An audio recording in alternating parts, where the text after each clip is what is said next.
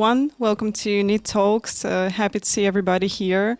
Today we got Nina Hahn. She's a licensed racing driver, also racing steward for one of the biggest league in racing, IVRA, and sim racing driver for Olympus Esports and also part of the Dream Team. Welcome, Nina.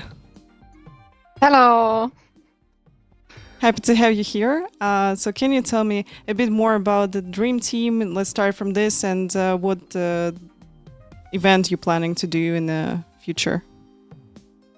Yeah, sure. So the Dream Team is basically a team that was created out of the Screen to Speed movement, basically, where we had the first event we did was the VCO Infinity, and for that we needed like a bit more of a fixed team that could do like bigger events together.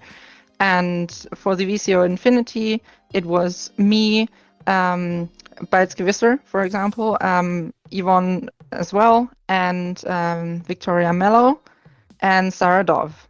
Did I miss anyone? I don't think so. I don't think so. Okay.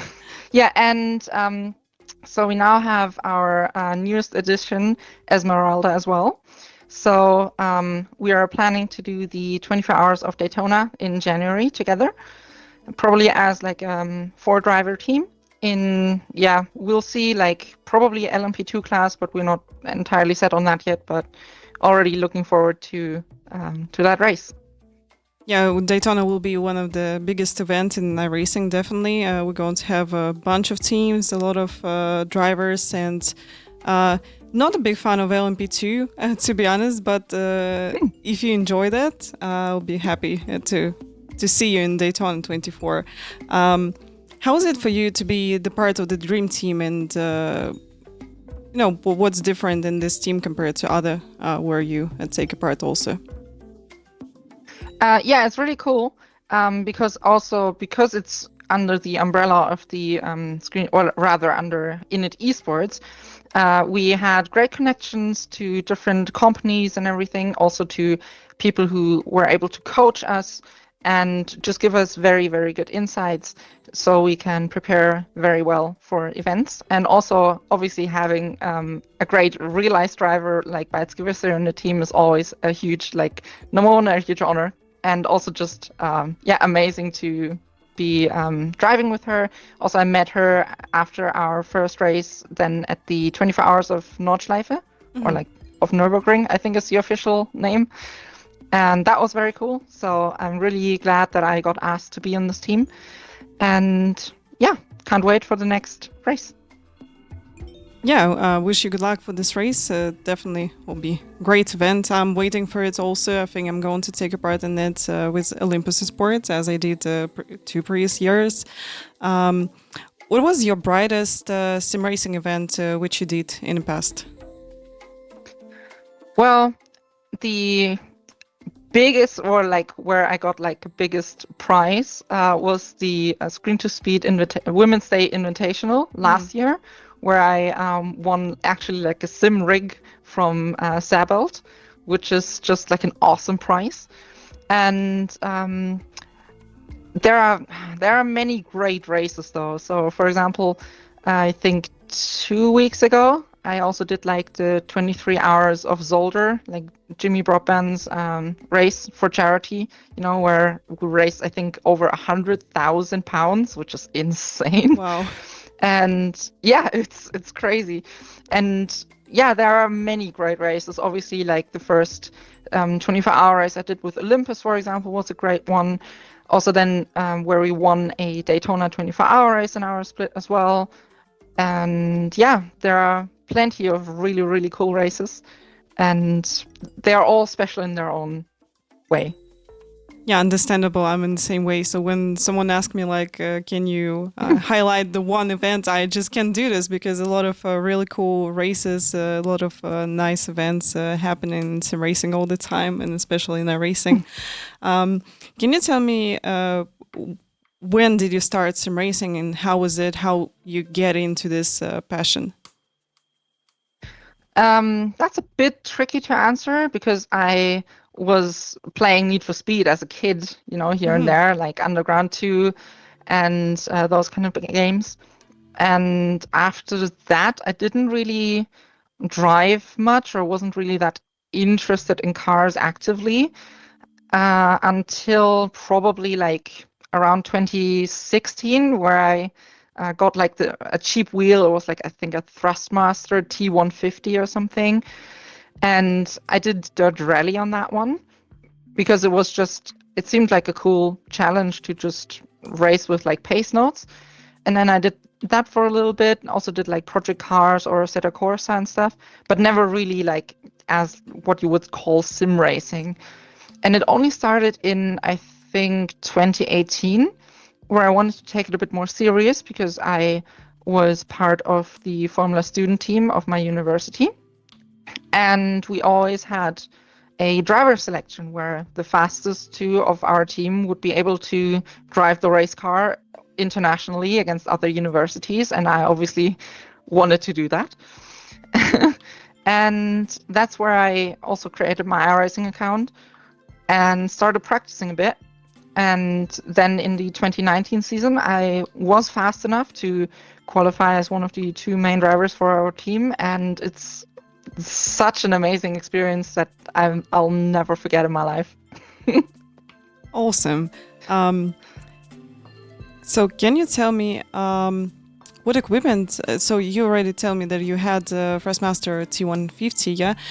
Can you tell me what you got now? And also will be great to know what was the biggest improvement in your equipment? Because, for example, for me, there was definitely load cell pedals. So when I switched from G27 pedals to TLCMs, I was like, wow, I can, consistently brake in and control the car in a better way. So for me, that was just game changer. What it was for you? Yeah, definitely. I would also probably say it's load cell pedals. Or like a load cell brake. That's the most important one. And yeah, I at first when I got this load cell pedals, I didn't have a rig to mount them. So I had to practice pushing down with my heel on the base plate as to not like flip away the pedals when I brake harder. And that was quite difficult because at the time I was living in a student dorm and I had an old BMW, just a streetcar BMW seat just on the floor, propped against like a thing so it wouldn't fall over, and then my pedals, and still the T150 mounted on the desk. And that's where I really understood how to brake properly and how to do it more with the muscle tensing up instead of the movement of your foot. And then obviously another great improvement, which is similar to that one, was when I got like a proper rig, like the one that's behind me here. And also with that, I had a used wheelbase. It's the one I still use. It's a CSL Elite from Fanatec. It's still belt driven, but that's definitely way better than the T150 I had back then. Also, it allowed me to just have different wheels. So I have a Formula wheel and a round wheel, depending on if I drive NASCAR or Formula stuff and everything. And for me, my rig, I always wanted to race in a Formula style rig. So that's why I have here. I always like laying down very much. And it's very comfy. And that's also what I just knew from the Formula student, those were like open wheel race cars and you're laying in the car completely. So that's the position I was the most comfortable in and still am. And yeah, that's probably the second like big improvement I had. I think the rig is really important because driving position, so you have to feel comfortable in your rig and to race for many hours. Sometimes we're having like really long endurance races, and such a stuff. Yeah, exactly.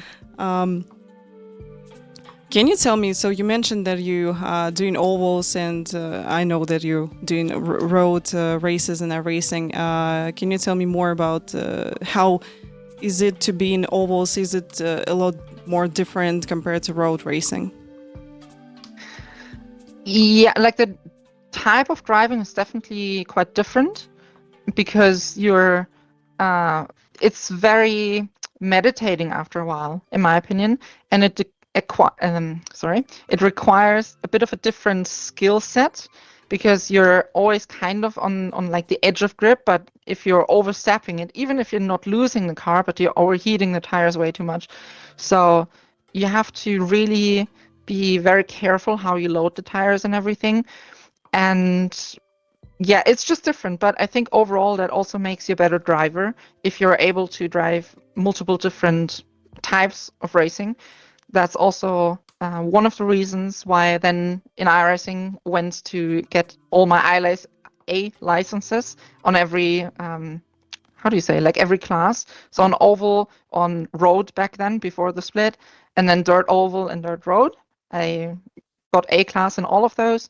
But also on the side, I did a bit of drifting in Assetto Corsa, for example, and every bit of different driving styles that you learn, I think, improves how you drive any other car. Yeah, that's true. I think the ovals also give me a lot of different experience compared to road races. So you get opportunity to drive side by side with everybody for the whole race. Like you're not getting this in road races usually. It's a great experience, definitely. And when someone coming to my streams, I also recommend them like you have to try ovals. That's different experience. You're going to gain some different skills which going to help you in road races as well. Yeah, very much. And also with oval, for me, I drive in VR, and especially on oval, that is a real, like, it helps so much because you can just quickly glance to your right or to your left and see if the car is still there, how far it is away and everything. And it being three-dimensional gives you like a very natural understanding of how much space you have. And yeah, to avoid crashes and everything. Also, if cars are spinning in front of you, it's, in my opinion, way easier to judge distances and how to avoid crashes and everything. So that's my preferred way to drive in VR. Yeah, VR is awesome. Unfortunately, I didn't have opportunity to try it in iRacing. I tried long time ago in Assetto Corsa. That was in 2017 or something like this. But it was like, wow, you're actually like sitting in a race car. It was a great feeling, definitely. So yeah, I think that if I will have opportunity in the future, I'll get VR just to try it.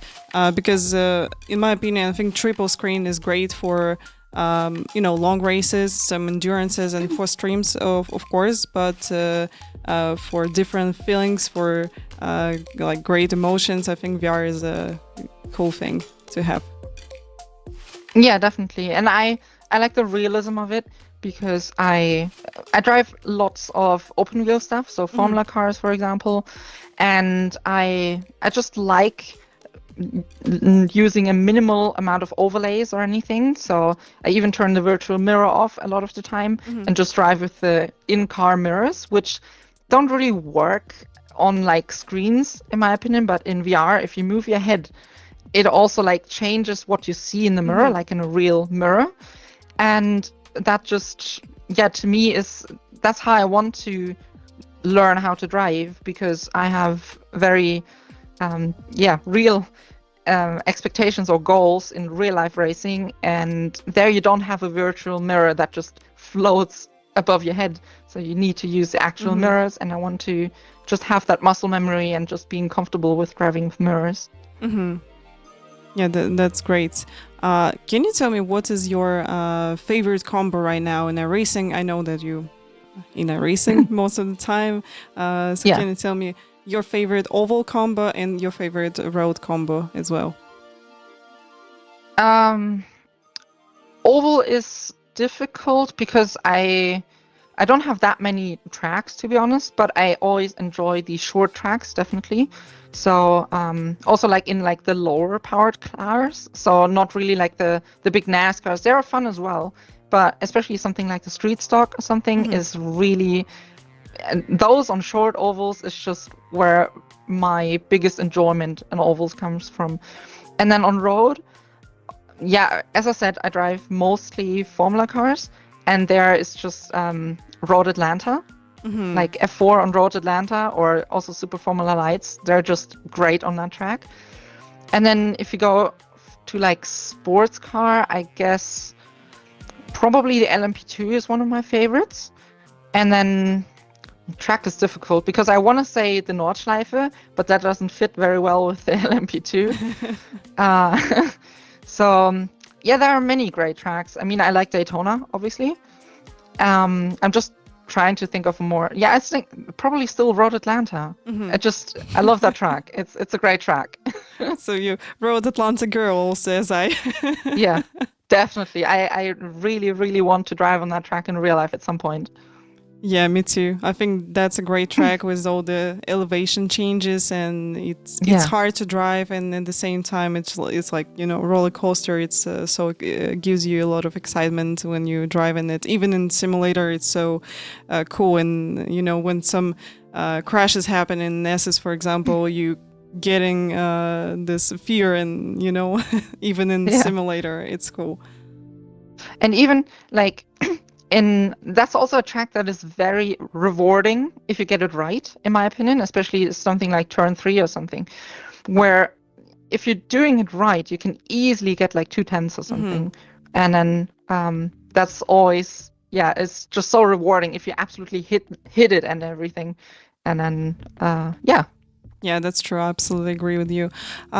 Let's return back a little bit to your past. So you mentioned that you did some Formula student. I read that you did this project also in your like university. Can you tell me more about this? So it's like a design competition, I think is the best translation, where university students build a race car every year and just race against other universities on tracks across, like we went to tracks in Europe, there's also tracks in Australia and the US and everything.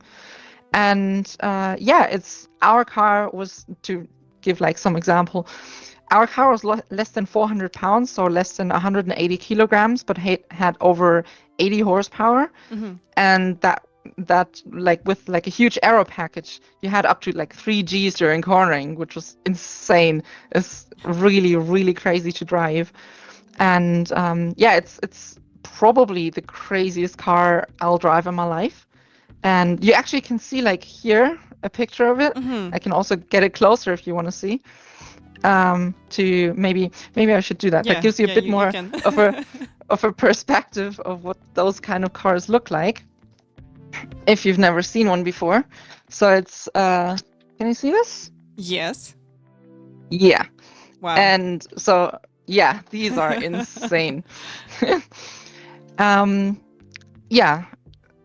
I was part of that team in the aerodynamics development. So I did a lot of CFD and also CAD to design and simulate all the aerodynamics on the car. And that's also a big passion of mine, like aerodynamics in general, especially like also in Formula One, when you always see like the little new things that they add and everything. That's really where my passion lies for those kind of cars. And then I obviously in 2019, as I said, I managed to be a driver for that team. So I was driving on the Hockenheimring, the Red Bull Ring in Austria, Circuit de Catalunya in Barcelona in Spain.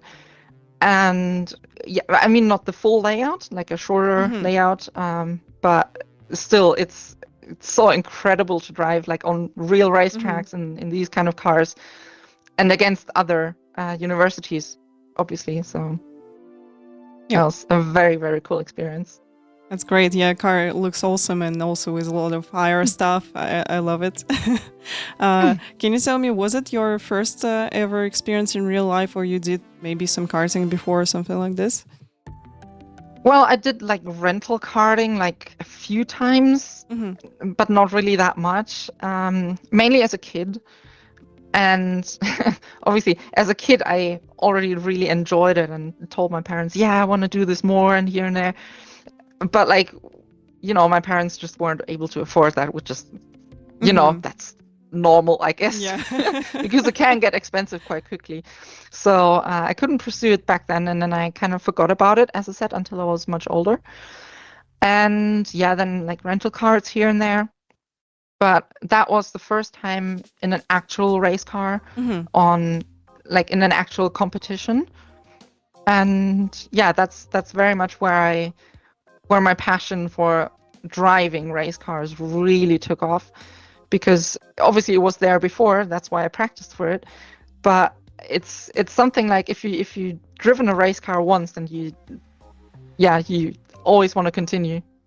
Yeah, that's true. It gives you great emotions and adrenaline and all this stuff. Yeah, it's so exciting. I think you also drove like some real race cars at some point, right? Yes, I did some karting. So I started from 9 years old, did professional karting, won 4 times championship of Kazakhstan, then moved to open wheelers. I did like right now it's old school because I did Formula Bart. It's with a stick gearbox and awesome. It was 200 horsepower, 1.4 turbo engine. It was really cool. So this car actually between Formula 4 and Formula 3. So it's a little bit faster than Formula 4 with better aero and everything. This car was really fun to drive, and also I did some Formula BMW at Sepang. I'm still waiting when iRacing going to add this track, because I read somewhere that they planning to do this. Absolute amazing track. So yeah, that was great experience which I had, and also give me a lot of skills which I continue to improve in sim racing as well. Yeah, that's also something that I noticed. Like if you felt what a real race car is doing in real life, it's definitely giving you skills that you can translate into sim, and the other way around as well. So it tells you kind of like what the tire does, and it just makes it, to me, easier to like drive right on the slip angle, because I kind of know what it felt like in real life, and yeah. Yeah, that's true. Can you tell me, you did also some electric Formula 4. Tell me more about this event and how much time you spent in the car, and how is it to compare to the virtual one which we got in iRacing? That was for a driver selection sponsored by Racing Pride for like a full season in that championship that was planned. It would have been a support series of the ETCR, which would have been a support series of Formula E, so it would have been even broadcast on television and everything. Sadly, that didn't, like, the series didn't end up happening. I also didn't get the seat, which is fair enough. There were other amazing drivers there, but it was electric Formula 4, so it was like a prototype on a Formula 4 chassis, but fully electric. And it was a day at Zolder. We spent the whole day there. I was in the car twice. I couldn't even say how many laps I did. And yeah, it was just overall amazing to be driving like a bigger race car. Like the Formula students, as I said, were great and everything, but they are also very short geared. So like the top speed was in 4th gear, like 140 or something, 150 maybe. But like the straights were also very short. And then being in a Formula 4 on like a full racetrack with like long straights and everything, it just gave you a completely, not completely, but like a bit of a different racing experience, because you had more time on the straights to actually like breathe for a second. But it's also like one of my absolute highlights that I did in racing, because how cool is it to be driving a Formula 4 car, obviously, especially for someone who loves Formula cars, open wheel cars. And there, like the first stint I went out was kind of more like get comfortable with the car and the track and everything. And that was more like siding laps and just checking the car and everything. And then in the second stint, it was more like, okay, now go faster and like, try the car and everything. And that's when really the suspension started working. So you could actually, when you load the tires and everything, you can really feel the suspension like moving and everything. Because before that, it was quite stiff because you're going slow. But with a bit of speed, the car felt so natural and so great to drive. Obviously, it being electric, I had to adjust my throttle control a little, because you have all the torque instantly if you push the pedal. So I spun once on throttle, but I wasn't the only one, so that's fine. It was a new experience for all of us. And yeah, I would have loved to drive that car more often. And who knows, maybe stuff develops in the future or something. But yeah, it was a great experience. And comparing it to iRacing, it's kind of similar but also different. Obviously, it not being electric on iRacing, but with a combustion engine, makes it a bit different how you can apply the throttle. Also because it, like the F4, for example, doesn't have that much power, so you don't have to be that gentle on the throttle. But the general physics of it is really good. It's really comparable to how it felt in the real car. And every time just driving F4 and Zolder is just bringing back memories, and it's just such a cool thing. And yeah, that's great. I also I raced at Formula 4 in 2019. There was exactly the same chassis which we got in a racing, and noticed the same thing as you. So it's really close in our racing to what we got in real life. It's really cool actually to finally drive the car which you drove in real life, and then you got it in simulator. It's a great feeling. Yeah, I absolutely agree with you. Yeah, definitely. And also like the cars for the ERA championship back then, they were still based on the older one without the halo. So that was also a cool experience. And that's also where I learned that in Formula cars, the mirrors, you can't really see much in them. So you very much have to trust everyone around you, but also give the other cars space, which is something that oftentimes is, when people only drive the sim, I think they don't have that much of a feel for it, because they always expect you to have like your mirror set up or like a spotter or anything. But in real life, you don't have that always. And sometimes you just can't see much in your mirrors. And if you're leaving the pits, then, or if you're driving and someone else is leaving the pits, you just must expect them to not be able to see you, because that's how it is sometimes. But that's also like where I get a bit of a reflex to just avoid incidents in sim, because I just tend to give people a little bit more space, which then just doesn't create these like weird situations where it's inevitable that you get a contact. And I think that also has had a big impact, that I know how little you see. And also the kind of, I don't want to call it fear, but if you go into a corner really fast in real life, it's different than in sim, because you feel the G-forces and the speed, and it's something that the sim doesn't get across, which is fair enough, but it's something that makes it way more, you can appreciate real race car drivers way more if you know what these corners can feel like. And then seeing people in F1 or even other motorsports just absolutely sending it, it's so amazing to see. As you mentioned about the view in the formal car, I just remember my first time in test session in formulas. So I switched from karting, and in karting you're sitting outside, you can see everything, just like on a bike, for example.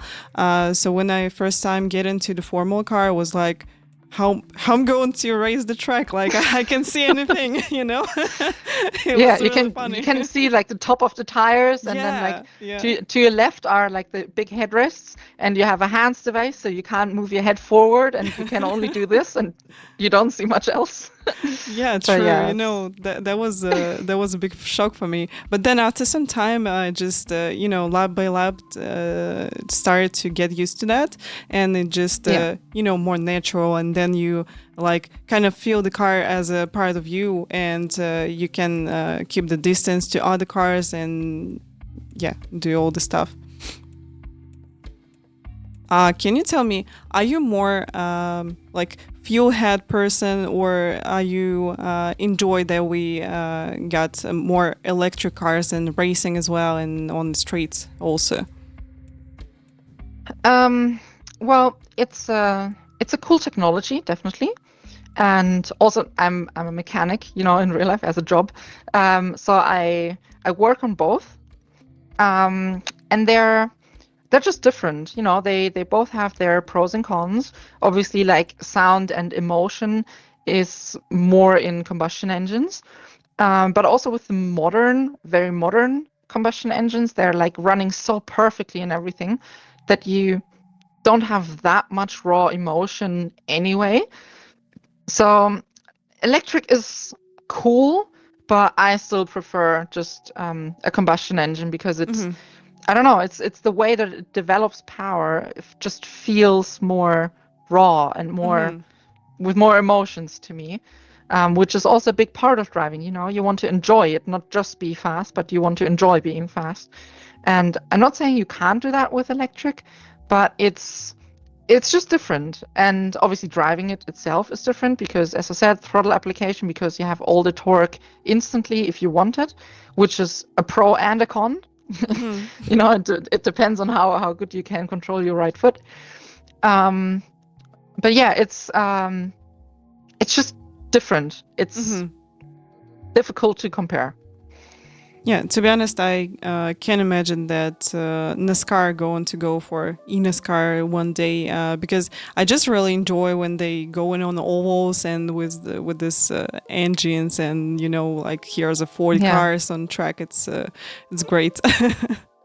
Yeah, and especially I think if you're going to watch motorsports as a fan, like in the stands, part of why you're going is the sound. At least that's it for me. And I understand that cars don't have to be insanely loud like they used to be. But I think a certain level of volume and just like, like that the air vibrates around you, that's for me part of motorsports kind of. And with electric, you don't have it, or like at least you can probably. It depends. Like I also saw, for example, a company that swapped like an E36, I think BMW E36 to fully electric with straight cut gears. And a lot of sound was coming from the straight cut gearbox, but they also had electric motors that were built for motorsports, so not for passenger cars. So they weren't quiet, but they actually made sound.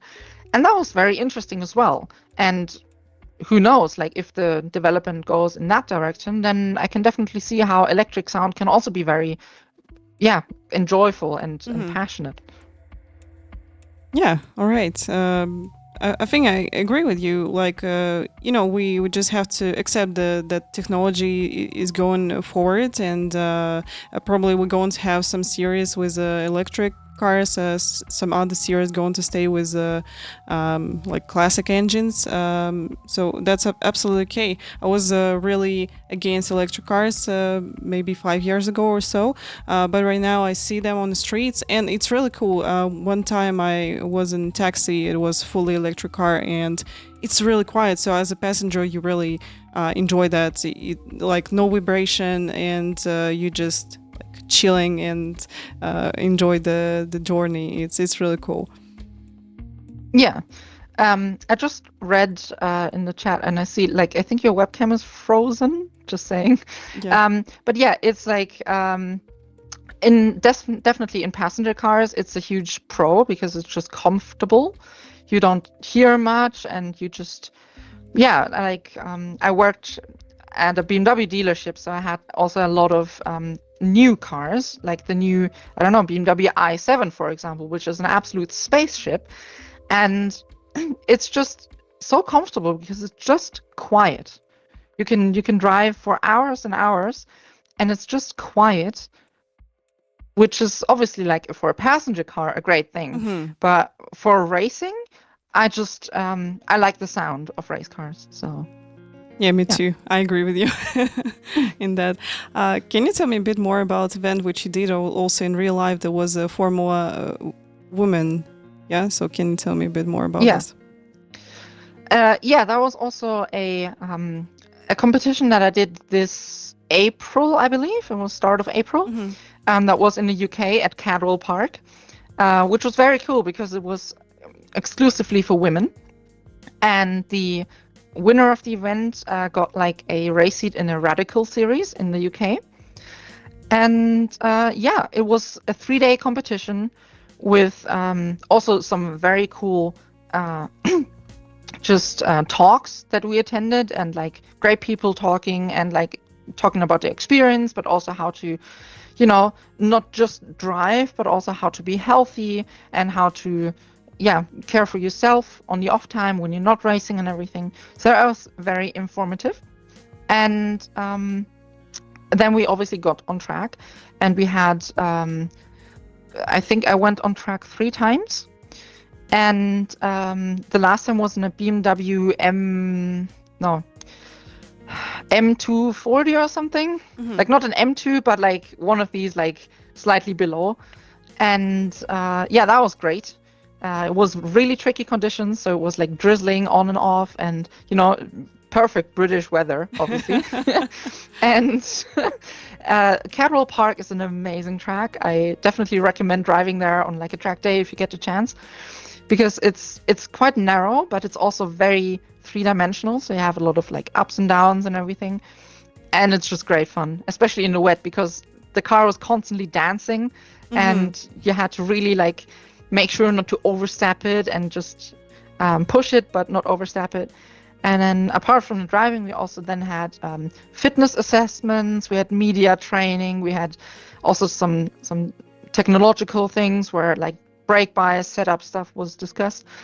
And I got all the way into the finals. Actually, I also have like the little glass trophy I had here for being in the final. And yeah, also a great experience. Yeah, so definitely if they're gonna do another event, I'm definitely gonna take part in that as well. And yeah, it was, I think, around like 70 women or something, and I got into like the last 15. And yeah, I'm kind of proud of that one, and it was a great experience all around, because just being around like a full paddock of women who are into motorsports, it's just so cool, because you really don't have that usually. It's mostly guys, and like maybe there's one other girl, but oftentimes you're the only one. And yeah, it was just cool to have like all women around, and everyone was so supportive, and it was just a great atmosphere, and I can fully recommend that for any women out there. Yeah, that sounds similar to W Series event. So I was a part in the selection event in January 2019. It was a really cool experience. So I didn't get, unfortunately, into the W Series because you know that there was the first time when I was driving. So we been in Austria on a small track, small racing track, and it was January with winter tires. We had Porsche Cayman, GTS, and they give us some kind of, you know, drifting exercises, something like this. So it wasn't really good at this because I just you know, didn't have experience with like road cars on the racing track ever. So I drove only like karting and then open wheelers. So yeah, it was really hard for me. But the atmosphere and a lot of women on this event, it was great to see. Because they all really dedicated into what they're doing, and yeah, that was awesome. And that's kind of sad that W Series just like canceled and no longer having any racing seasons. But it was really fun, like 3 years for this series, and this selection event was great. Yeah, I bet. Like the whole series was great. Yeah, I obviously support women in motorsports, and that was just such a cool series to see, like just all women.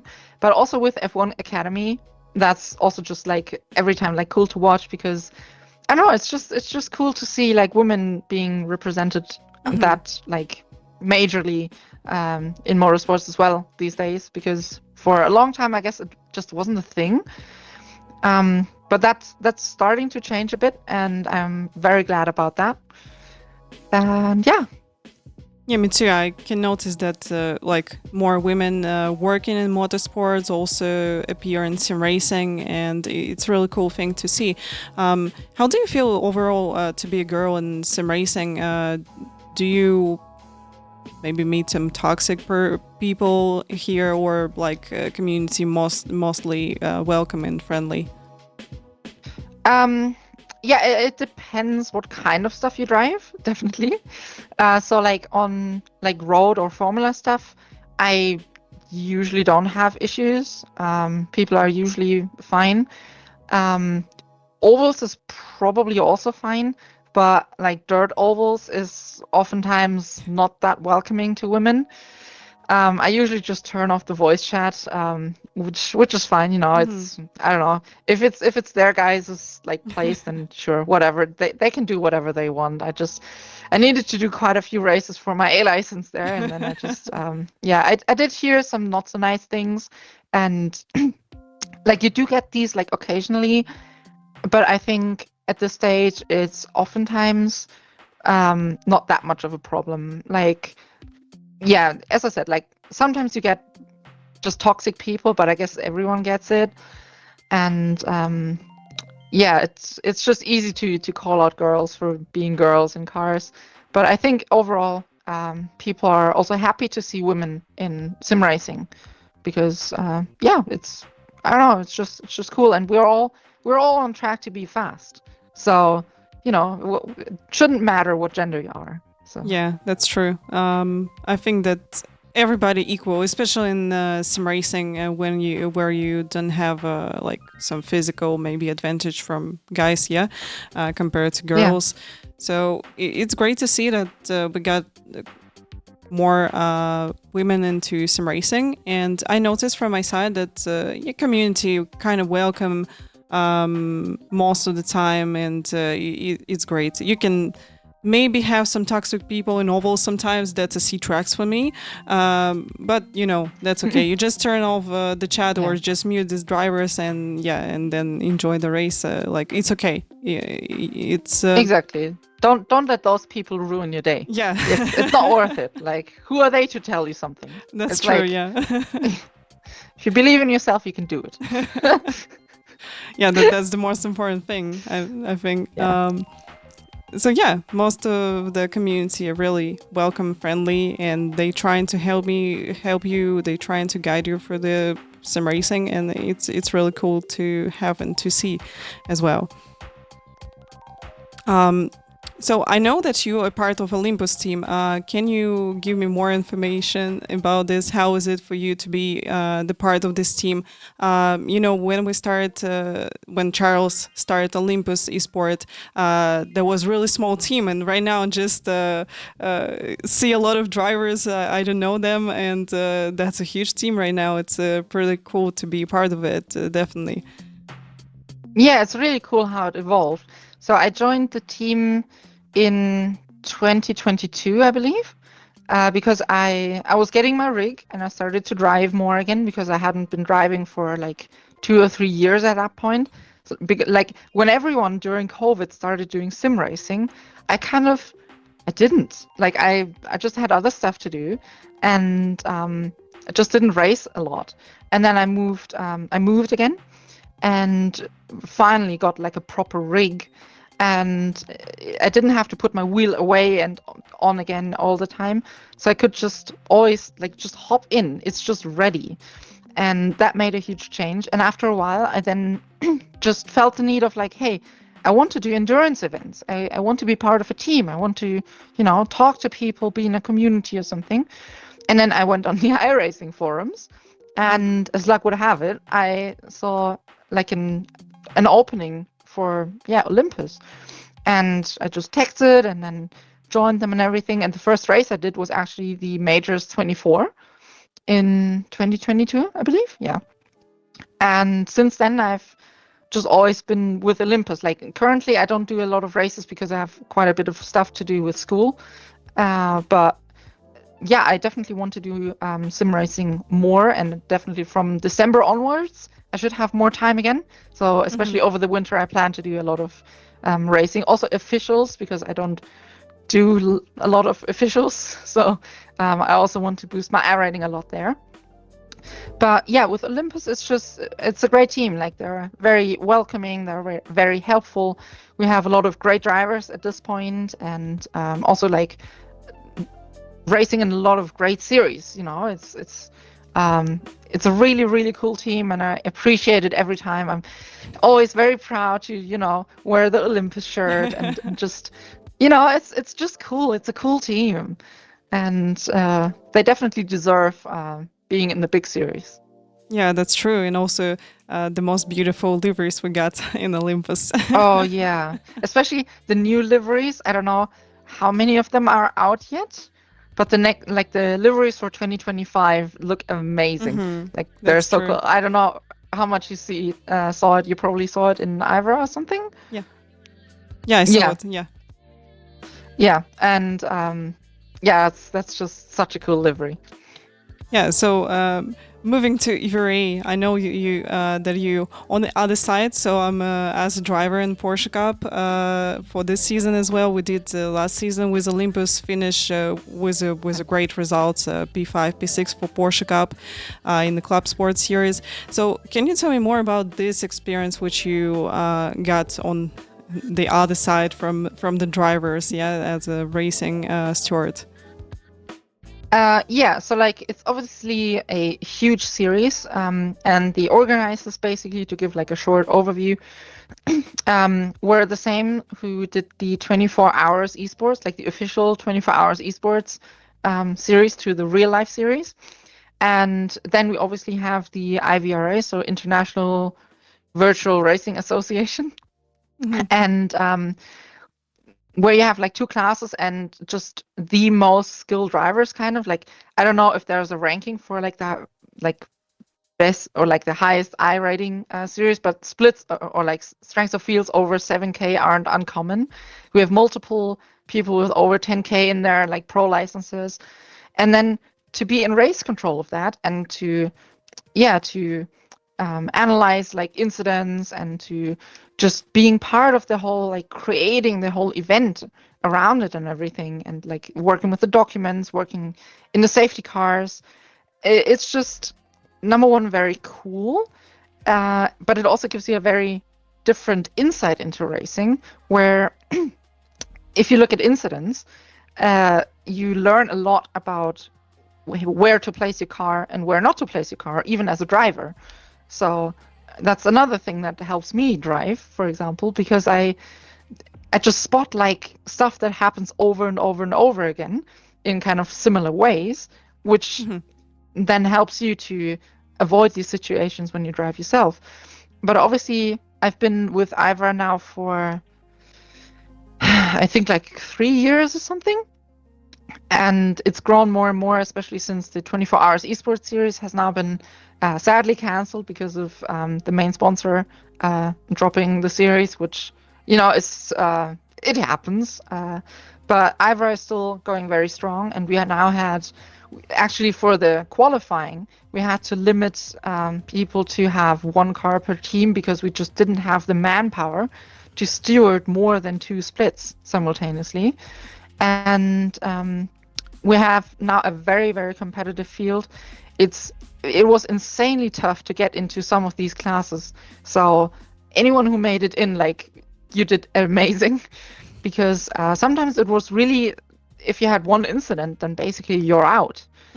It was really that tough, and in a field that's that like well contended, I guess, it's really great to always like see them drive, and the driving standards have improved so much over the past few years, even that we have, I don't know, 8-hour races with, like, if you don't count like the safety car incidents or like pit lane incidents or something, then you have like over 8 hours with 55 cars, you have like 30 incidents, which is insane. It's such a cool racing experience just to watch it.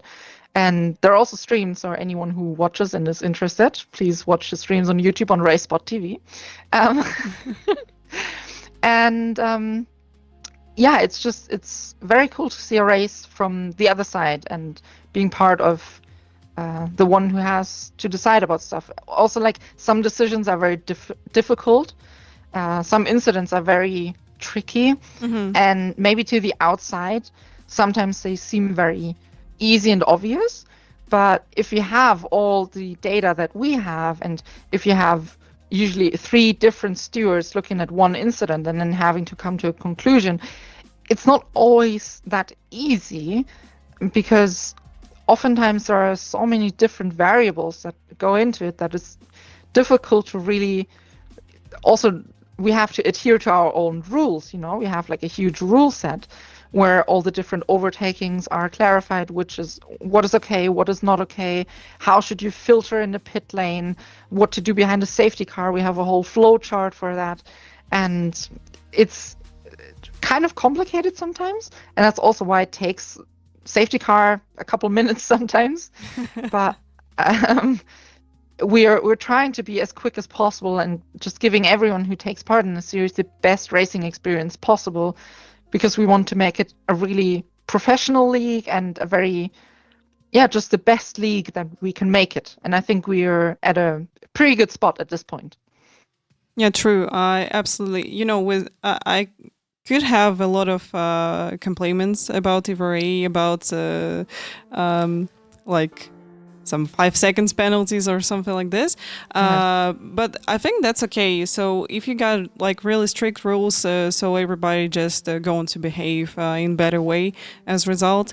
And to be honest, I would love to see for the next season, maybe if IVRA will have an opportunity to have two full splits running at the same time, because it was kind of sad to not see that someone not get into this area of the club sport, for example, or endurance, because just IVRA growing so fast and a lot of drivers get into this. And I fully understand that you don't have a lot of spots yet because you're limited with people who's working in IVRA. But for the upcoming years, it will be great to see like a few splits running, fighting for the championship. It will be great to like give everybody opportunity to take part in this absolutely amazing league in our racing. So in my opinion, that's one of the best league where I took a part as a driver. So I really enjoy when we got like club sport, and especially the opportunity that you can have 4-hour races with a Porsche Cup. It's great. Yeah, first of all, thank you for like that feedback, and I'll definitely talk to the people, but I don't think that we can just simply with manpower. I don't think we can do 2 splits.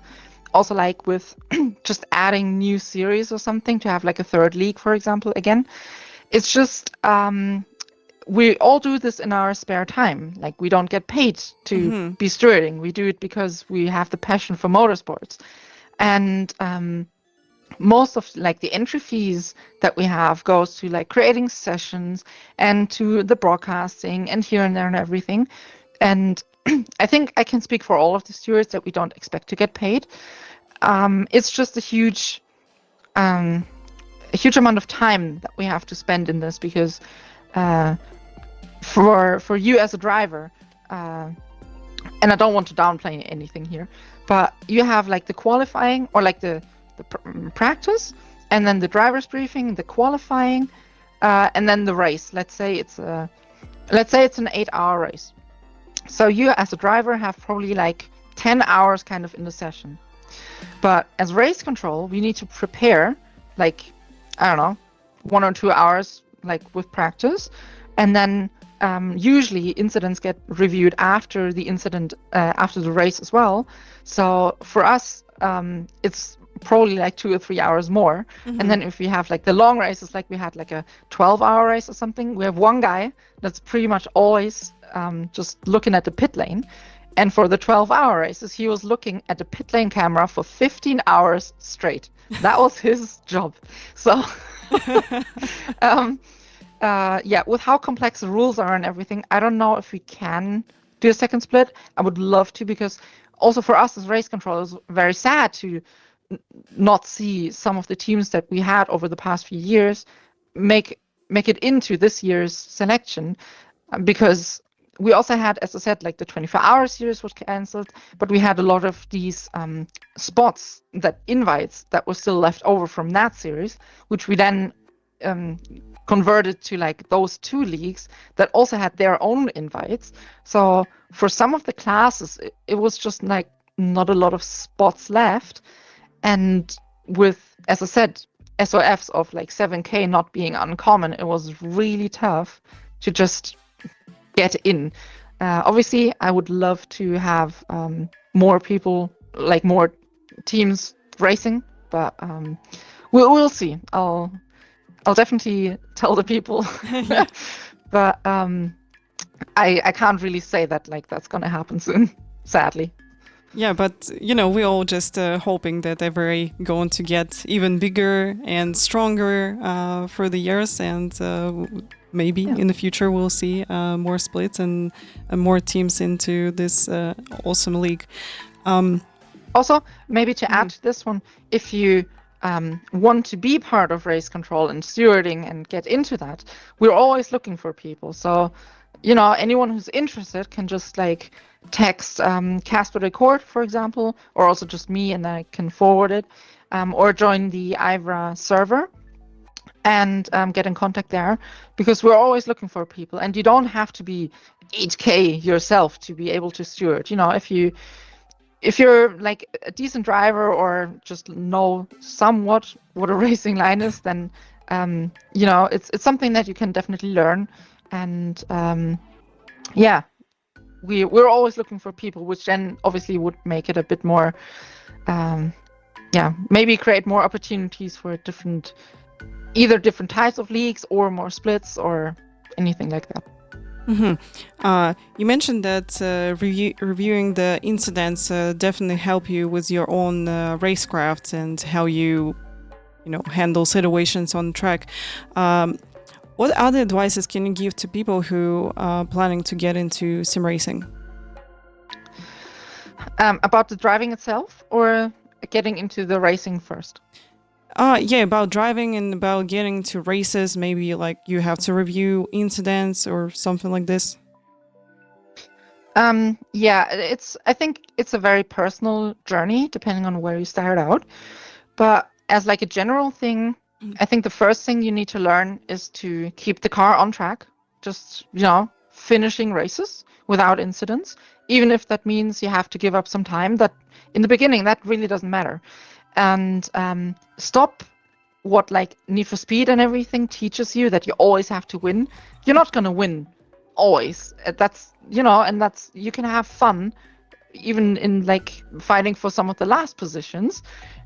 It just depends on like where you are on track, and if you can keep it stable on track, that's like the biggest thing. And after that comes like pace, kind of just there are like, it's a very personal thing.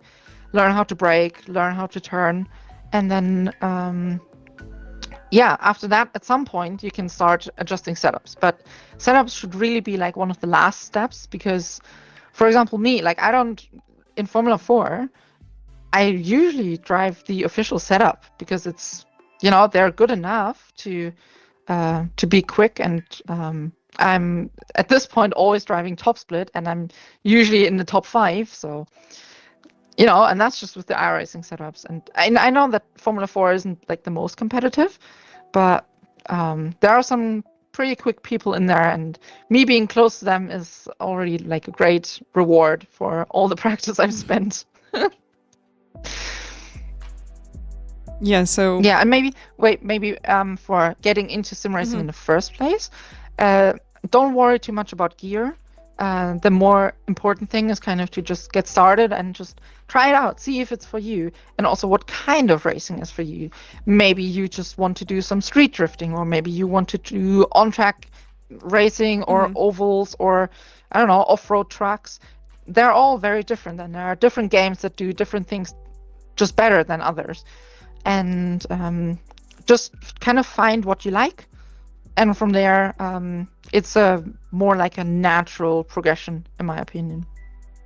Absolutely agree with you, especially with the thing about equipment, because some people just getting crazy about equipment, that they need the best stuff. I always tell people that you can start with whatever you got. You got the wheel and pedals, you can jump into like iRacing with it, and just to have fun and earn some experience build your skills and just be the part of the community and have fun. That's the main thing, definitely. Yeah, definitely. And also, if you're just starting out, a direct drive and active pedals will not make you faster. They just won't. You need to build your racecraft first to really benefit from the advantages that these kind of systems can bring. Yeah, absolutely agree with you. And before we end the stream, I want to know what's your goals for the future? What are you planning to do in the future? Well, that's a very open-ended question. Obviously, as I mentioned before, I have very real aspirations to do more real-life races. Like, I've set myself like the big goal of it someday being a driver in the 24 hours of Nordschleife, which is that is like my absolute like dream race that I want to be part in at some point. And yeah, for example, like recently I've applied for another driver selection in a GT4 class. I don't know yet if I get selected, and even if I then get selected for the driver selection, I have to like kind of win it to get the spot. But I really, really hope that works out and that I can go there and just drive a GT4 car, because it's like I just love racing. And I hope that works out. Apart from that, also maybe then just start the RCN races at the Nordschleife, like the smaller ones that you have to build up to at some point being able, like having the licenses to drive in a 24-hour race.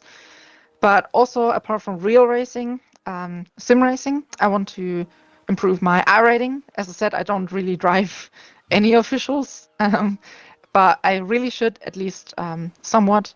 Last time, I think I drove and I had like in 3 evenings or something gained 700 I rating. So my I rating is really not where it should be, and I would kind of like to have it more like, where I want it. So also just to I don't know, it's kind of cool if your I rating is a bit higher, not gonna lie. But I don't know, I kind of want to go back into ovals. I don't know how much time I'll have for that. That's definitely a secondary goal. And I don't know, apart from that, do the races with the dream team, obviously. Can't wait for those to happen. And also, like always, like behind the scenes, there are always like, I've talked to a lot of people here and there, and there are some opportunities that might open up, some that maybe don't, but you give it a shot. And that's what you need to do if you want to, you just apply for different things. Some work out, some don't. And I really want to make racing more of my career. I would also love to start streaming. Sadly, currently my PC doesn't really support racing and streaming at the same time. It's just it's pushing 10 years, so I need a new PC at some point. But since I'm still in education, or again in education currently, I don't have that much money to spend on new hardware. So but that's definitely also a big thing that I want to improve in the sim racing front. So I wish you good luck in real life experience and in streaming as well. I would love to see your streams in the future. I hope you're going to get the PC and everything setting up. Thank you so much for being here. Thank you so much for talking with us. You're amazing, and wish you good luck for your life and for racing as well. Same to you, by the way. Whatever your goals might be, I hope you achieve them. Guys, thank you so much for watching. We will see you next time on Thursday with more INIT Talks. Bye.